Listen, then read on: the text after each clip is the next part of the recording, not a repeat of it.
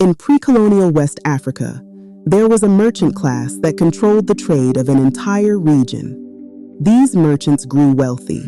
They built networks.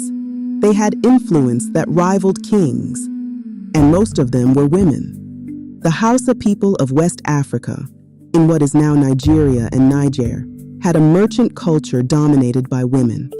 Women who traded in cloth, in salt, in gold, in goods that enriched entire regions. These women were so economically powerful that colonial powers couldn't ignore them. But when European colonizers arrived, they made a choice: erase them. This is the story of the Hausa traders, and it's a story about economic power that was so complete, so total, that the only way to deal with it was to pretend it never existed. I'm Kay, and this is Labari Studio, where we tell you about the economic powers of African women whose wealth and influence shaped empires. The Hausa people have a long history in West Africa, and for centuries, their economy and their political power was driven by women merchants. These were not wives of merchants. These were not support staff. These were independent businesswomen who controlled capital, made decisions, and shaped the economic destiny of their communities. Let's talk about who they were. The Hausa people's economy was based on trade, and trade was dominated by women. Women in Hausa society inherited merchant positions from their mothers.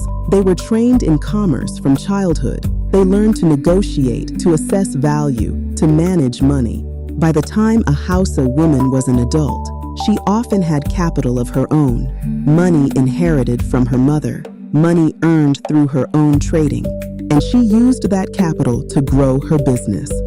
Hausa women traders dealt in multiple goods. Cloth was huge. Hausa women controlled the cloth trade across West Africa.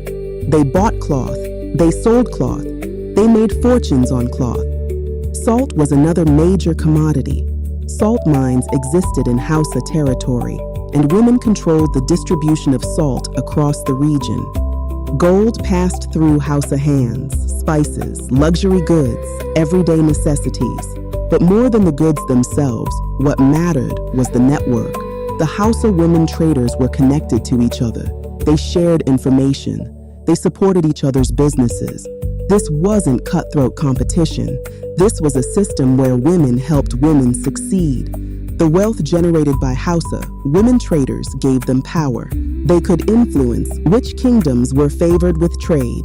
They could decide which routes were used. They could affect prices across entire regions. This gave them political influence.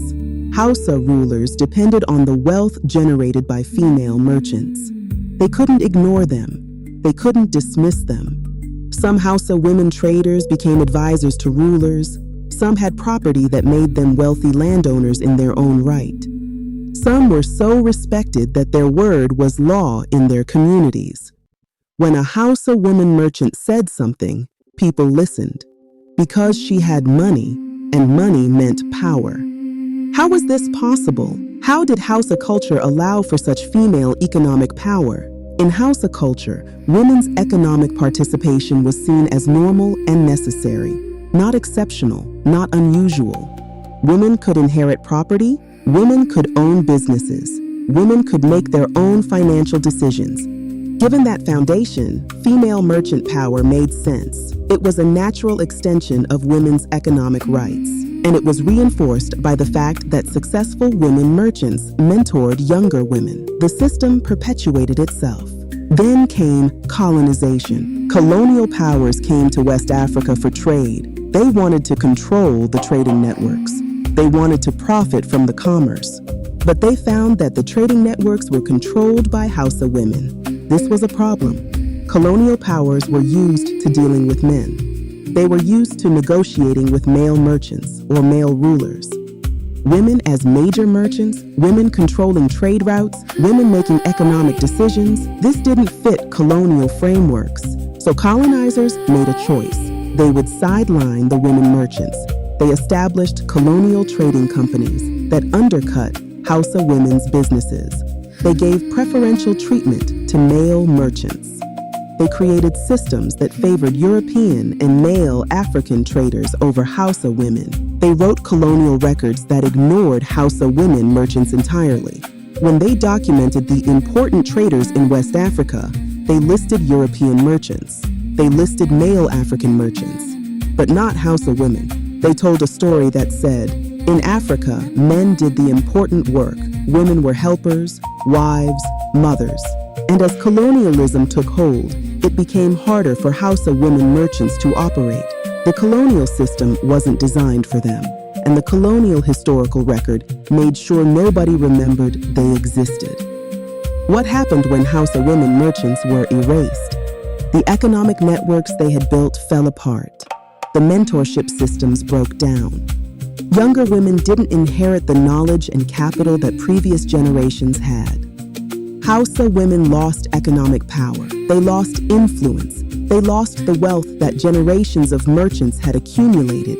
But more than that, the world lost a model, a historical example of female economic power, a proof that women could dominate commerce, could control trade, could build wealth. Why did colonial powers work so hard to erase Hausa women merchants? Because female economic power is revolutionary. If women can control commerce, they control resources. If they control resources, they control power. Colonial powers wanted a world where men controlled the economy and men controlled politics. Hausa women showed that this wasn't inevitable, that women could run economies, that women could be merchants and traders and business owners, and that was too dangerous an idea to allow. Despite the colonial erasure, evidence of Hausa women merchants persists. In Hausa communities today, women are still major merchants. The tradition hasn't completely disappeared. Oral histories preserve the memory of famous merchants. In Hausa communities, people still tell stories of women traders who built fortunes. Some European colonial records, ironically, mention the women they were trying to marginalize. Frustrated colonial officials documenting the problem of female merchant power. And modern historians looking back can see what colonizers tried to hide, a thriving female merchant economy. What did Hausa women merchants represent? They represented a system where women could accumulate capital independently, where women could make their own business decisions, where women's economic power was the foundation of community wealth. They represented a model where female and male merchants coexisted and often worked together, but where women had genuine power. They represented the idea that you don't need government authority or military force to have power. You can have power through wealth, through commerce, through controlling what people need. And they proved that this worked. For centuries, Hausa women merchants built wealth and influenced their societies through commerce. Why does the story of Hausa women merchants matter now? Because it shows that female economic power is not a modern innovation. It's ancient, it's African, it's precedent. Women building businesses, women controlling supply chains, women accumulating wealth. This isn't new, and knowing this history changes what's possible. It changes what women believe about themselves. It changes how they see their potential. Hausa women merchants are proof that female economic power is possible, and that proof matters. Thank you for watching. If you found this story compelling, please subscribe. New episodes every week. Stories about African women whose economic and political power shaped their societies. Stories that history erased. Stories that changed the way we view Africa and the mark it left on the world. We've told you about the Hausa traders. We've told you about pharaohs and queens and warriors. Next week, we explore more stories of African power. Stories that haven't been told yet. Thanks again for watching. See you next week.